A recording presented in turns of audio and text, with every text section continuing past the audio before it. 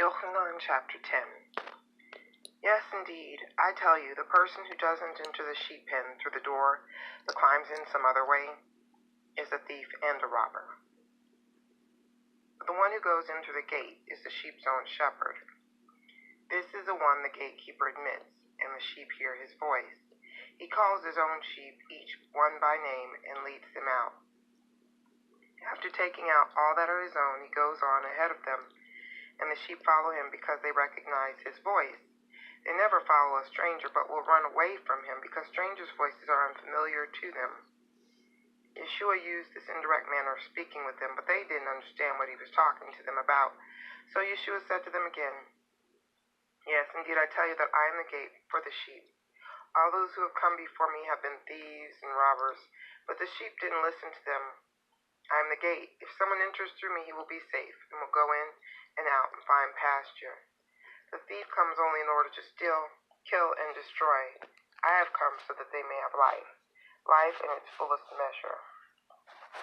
I am the good shepherd. The good shepherd lays down his life for the sheep. The hired hand, since he isn't a shepherd and the sheep aren't his own, sees the wolf coming, abandons the sheep, and runs away. Then the wolf drags them off and scatters them.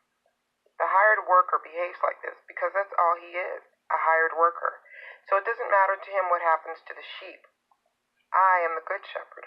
I know my own, and my own know me, just as the Father knows me, and I know the Father. And I lay down my life on behalf of the sheep.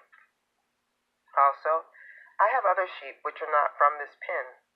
I need to bring them, and they will hear my voice, and there will be one flock, one shepherd. This is why the Father loves me, because I lay down my life in order to take it up again. No one takes it away from me. On the contrary, I lay it down of my own free will.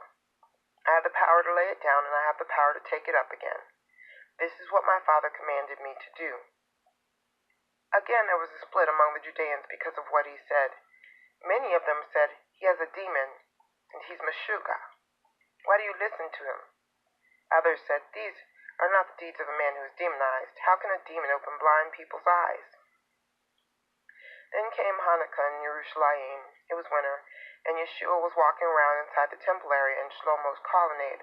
So the Judeans surrounded him and said to him, "How much longer are you going to keep us in suspense? If you are the Messiah, tell us publicly." Yeshua answered them, "I have already told you, and you don't trust me. The works I do in my Father's name testify on my behalf. The reason you don't trust is that you are not included among my sheep.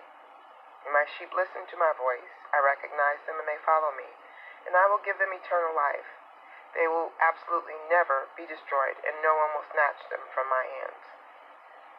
My Father who gave them to me is greater than all, and no one can snatch them from my Father's hand. I and the Father are one." Once again the Judeans picked up rocks in order to stone him. Yeshua answered them, "You have seen me do many good deeds that reflect the Father's power. For which one of these deeds are you stoning me?" The Judeans replied, "We are not stoning you for any good deed, but for blasphemy, because you, who are only a man, are making yourself out to be God, Elohim."